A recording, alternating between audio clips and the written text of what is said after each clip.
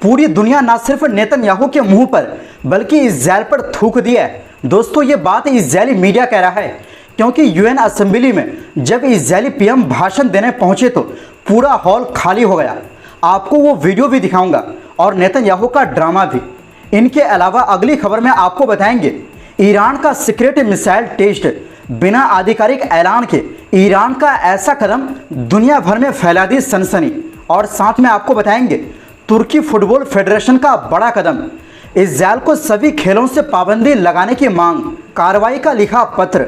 और साथ में आपको बताएंगे इस्राएल और सीरिया के बीच सुरक्षा समझौता आखिरी समय में फेल। तो बिना समय गंवाए खबरों की शुरुआत करते हैं।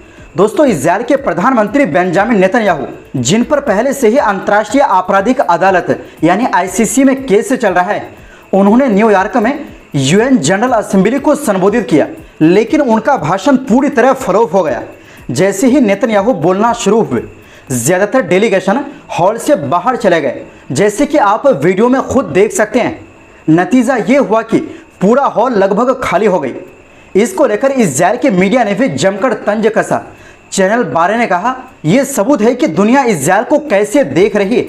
वहीं चैनल 13 की रिपोर्टर बोली, ये सिर्फ नेतन्याहू को नहीं बल्कि पूरे इस्राएल को दुनिया थूक रही है। नेतन्याहू ने अपने भाषण के दौरान अपने और डेलीगेशन के जैकेट पर एक QR कोड लगाया था और लोगों से कहा कि मोबाइल से स्कैन करके 7 अक्टूबर 2023 की फाइलें देखें, लेकिन यह ड्रामा भी काम नहीं आया। बाहर माहौल और गर्म था। दोस्तों, यूएन बिल्डिंग के बाहर गाजा समर्थक हजारों लोग जुटे। टाइम्स स्क्वायर से लेकर कई अमेरिकन स्टेट से लोग आए थे। सबके हाथ में फिलिस्तीनी झंडे और बैनर थे जिन पर लिखा था गाजा पर जेनोसाइड बंद करो। लोग नारे लगा रहे थे कि नेतन्याहू एक वार क्रिमिनल है और उसे यूएन के मंच पर बोलने का कोई हक नहीं। यहाँ तक कि इस्राएली सैनिकों के कुछ बंदी सैनिकों के परिवार भी बाहर प्रदर्शन कर रहे थे। नेतन्याहू की हालत अंदर भी खराब रही। वो थके हुए और हकलाते हुए दिखे। इस पर विपक्षी नेता याइर लेपिड ने कहा, आज दुनिया ने एक थका हुआ, झुंझलाया हुआ नेतन्याहू देखा जो सिर्फ धोखे और गिमिक दिखा रहा था। लेपिड ने साफ कहा कि नेतन्याहू के पास ना तो बंदी सैनिकों को छुड़ाने की कोई योजना है, ना युद्ध खत्म करने का कोई रोड मैप, ना ये जवाब कि 2 साल बाद भी हमास क्यों हार नहीं पाया। उल्टा ये भाषण इस्राएल की और बेइज्जती कर गया। इस्राएली पत्रकार रॉन बेन इशाई ने भी लिखा कि नेतन्याहू ने महमूद अब्बास के हाल की शांति पेशकश का कोई जिक्र तक नहीं किया। चैनल 12 के रिपोर्टर ने तो सीधा कहा, मैं पिछले 20 साल से नेतन्याहू के इंटरनेशनल भाषण सुन रहा हूं, लेकिन इतना बुरा और फेल भाषण कभी नहीं देखा। नेतन्याहू ने स्टेज पर खड़े होकर घमंड से कहा कि हमारी आर्मी ने गाजा के लोगों और हमास के फ़ोन कंट्रोल कर लिए हैं। मेरा भाषण अभी उनके मोबाइल पर लाइव चला है, लेकिन इस पर भी इस्राएली मीडिया आपस में बढ़ गया। वैसे नेतन्याहू के लिए आप कमेंट बॉक्स में 2 शब्द लिख सकते हैं। वहीं दूसरी ओर दोस्तों, ईरान ने शायद बिना आधिकारिक ऐलान किए अपना एक मिसाइल टेस्ट किया है, जिसने ईरान के दुश्मन देशों की चिंता 7वें आसमान पर पहुंचा दी। ये टेस्ट इमाम खुमैनी स्पेस पोर्ट यानी सेमनान प्रांत से किया गया था। इसकी तस्वीरें सैटेलाइट से मिली और एसोसिएटेड प्रेस ने उनका विश्लेषण किया। माना जा रहा है कि ईरान अपने हथियार बनाने की क्षमता को आगे बढ़ा रहा है। भले ही हाल ही में इस्राएल के साथ 12 दिन की जंग हुई थी। जानकार मानते हैं कि ईरान ने यह लॉन्च शायद एक संदेश देने के लिए किया है कि वो दबाव और पाबंदियों के बावजूद अपना मिसाइल प्रोग्राम जारी रखेगा, लेकिन आधिकारिक पुष्टि न होने की वजह से अभी भी रहस्य बना हुआ है कि असल में क्या हुआ।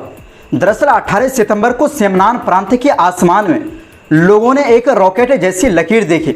सरकार ने इसके बारे में कुछ नहीं कहा। बाद में सैटेलाइट तस्वीरों में लॉन्च पैड पर जलने के निशान दिखे, जैसे पहले मिसाइल लॉन्च के बाद दिखते थे। विशेषज्ञों का कहना है कि ये निशान ठोस ईंधन वाले मिसाइल से बने होंगे। ईरान के एक सांसद मोहसिन जंगानी ने टीवी पर कहा कि देश ने इंटरकॉन्टिनेंटल बैलिस्टिक मिसाइल यानी ICBM का टेस्ट किया है। उन्होंने इसे ईरान की ताकत का सबूत बताया, लेकिन उन्होंने कोई सबूत नहीं दिया। बता दें कि ICBM की रेंज 5500 किमी से ज़्यादा होती है। अभी तक ईरान के सुप्रीम लीडर अली खामेनी ने मिसाइलों की रेंज 2000 किमी तक सीमित रखी। इसका मतलब है कि ईरान के मिसाइल फिलहाल सिर्फ मिडिल ईस्ट तक पहुंच सकते हैं, लेकिन आईसीबीएम यूरोप और शायद अमेरिका तक भी मार कर सकता है। साफ नहीं है कि ईरान ने असल में क्या लॉन्च किया। दोस्तों, ईरान पहले भी जुलजनाह नाम का ठोस ईंधन वाला रॉकेट इस्तेमाल कर चुका है, जो सैटेलाइट स्पेस में भेज सकता है। अमेरिका को चिंता है कि इसी तकनीक से ईरान आईसीबीएम भी बना सकता है। हालांकि कोई नया सैटेलाइट लॉन्च होने की पुष्टि नहीं हुई। कुछ एक्सपर्ट का मानना है कि लॉन्च असफल भी हो सकता है। वहीं दूसरी ओर दोस्तों, तुर्की फुटबॉल फेडरेशन TFF के प्रेसिडेंट इब्राहिम हाजी ओस्मानोग्लू ने फीफा, UEFA और दुनिया भर के नेशनल फुटबॉल फेडरेशनों के नेताओं को एक चिट्ठी लिखी। इसमें उन्होंने साफ मांग की है कि इस्राएल को हर तरह के खेल मुकाबलों से तुरंत बैन किया जाए। हाजी ओस्मानोग्लू ने अपने खत में लिखा, फुटबॉल सिर्फ एक खेल नहीं है, ये एक ऐसी जुबान है जो अलग अलग संस्कृतियों को जोड़ता है, दोस्ती बढ़ाता है और लोगों को करीब लाता है। इन्हीं मूल्यों के आधार पर हम मजबूर हैं कि गाजा और आसपास के इलाकों में इस्राएल द्वारा किए जा रहे गैर कानूनी, अमानवीय और बिल्कुल नाकाबिले बर्दाश्त हालात के खिलाफ आवाज़ उठाएं। उन्होंने कहा कि हालात पहले से ही खराब थे, लेकिन हाल के दिनों में ये और भी ज़्यादा खतरनाक हो गए हैं। इस खत में ये भी बताया गया है कि संयुक्त राष्ट्र के एक स्वतंत्र जांच आयोग ने हाल ही में पुष्टि की है कि गाजा पट्टी में इस्राएल ने फिलिस्तीनियों के खिलाफ नरसंहार किया है। साथ ही सभी देशों और इस्राएल से कहा गया है कि अंतर्राष्ट्रीय कानून के तहत अपनी जिम्मेदारियां निभाएं और इस नरसंहार को रोकें, साथ ही जिम्मेदार लोगों को सजा दें। इसके अलावा हजारों एक्टर्स, डायरेक्टर्स, म्यूजिशियंस और दूसरे कलाकारों ने बयान जारी कर कहा है कि वो अब इस्राएली फिल्म संस्थाओं के साथ काम नहीं करेंगे, क्योंकि उन्हें नरसंहार और रंग भेद का जिम्मेदार ठहराया जा रहा है। तुर्की फुटबॉल फेडरेशन के प्रमुख हाजी ओस्मानोग्लू ने भी जोर दिया कि दुनिया भर की सरकारें इस्राएल के जनसंहार की निंदा कर रही है और उसके खिलाफ सख्त कदम उठाने की मांग कर रही है। उन्होंने कहा कि रोज़ाना बच्चे, हेल्थ वर्कर्स, पत्रकार, यहाँ तक कि खिलाड़ी और फैंस तक मारे जा रहे हैं। उनकी साफ मांग है इस्राएल को हर खेल मुकाबले से तुरंत बैन किया जाए। उन्होंने उदाहरण दिया कि रूस को यूक्रेन जंग शुरू होने के सिर्फ 4 दिन बाद ही फीफा और UEFA से बाहर कर दिया गया था, लेकिन इस्राएल पर अब तक कोई कार्रवाई नहीं हुई। हाजी ओस्मानोग्लू ने कहा, खेल संस्थान इंसानियत और शांति की बात करते हैं, लेकिन अब तक चुप है। अब वक्त आ गया है कि फीफा और UEFA इस्राएल को हर खेल से बाहर करे। वहीं दूसरी ओर दोस्तों, रॉयटर्स के मुताबिक सीरिया और इस्राएल के बीच सुरक्षा समझौता आखिरी समय में टूट गया। इस्राएल ने अचानक मांग रख दी कि उसे दक्षिणी सीरिया के सुविधा प्रांत तक एक मानवीय रास्ता चाहिए ताकि वो सीधे वहां जा सके, लेकिन सुविधा तक पहुंचने के लिए इस्राएल को पहले दारा और कुनेतरा प्रांत से गुजरना पड़ता, जिससे सीरिया ने अपनी संप्रभुता पर हमला माना और मना कर दिया। असल मकसद था कि सुविधा और आसपास के इलाके को बिना फौजी वाला जोन बनाया जाए, खासकर वहां रहने वाले ड्रूज समुदाय की सुरक्षा के लिए। जुलाई में इसी इलाके में ड्रूज लड़ाकों और सरकारी सेना के बीच भिड़ंत में सैकड़ों लोग मारे गए थे। इस्राएल हमेशा दावा करता रहा है कि वो ड्रूज की रक्षा करेगा और इसी बहाने उसने सीरिया में कई बार हमले किए, लेकिन सीरिया और जानकारों का कहना है कि ये सिर्फ बहाना है, असली मकसद कब्जे और कंट्रोल है। रिपोर्ट के मुताबिक सीरिया ने बातचीत में साफ शर्तें रखी।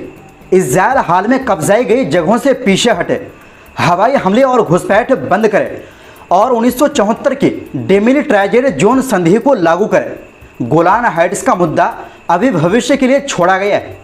इस्राएल फिलहाल इन शर्तों को मानने में हिचक रहा है। दमिश्क का कहना है कि इस्राएल की ये हरकतें अंतर्राष्ट्रीय कानून और 1974 की संधि का उल्लंघन है और ये दक्षिणी सीरिया में शांति लाने की कोशिशों को भी नुकसान पहुंचा रही है। तो दोस्तों, फिलहाल के लिए इस रिपोर्ट में बस इतना ही। आपसे गुजारिश है हमारी सपोर्ट के लिए इस वीडियो को लाइक और शेयर ज़रूर करें। बहुत बहुत शुक्रिया। अल्लाह हाफिज़।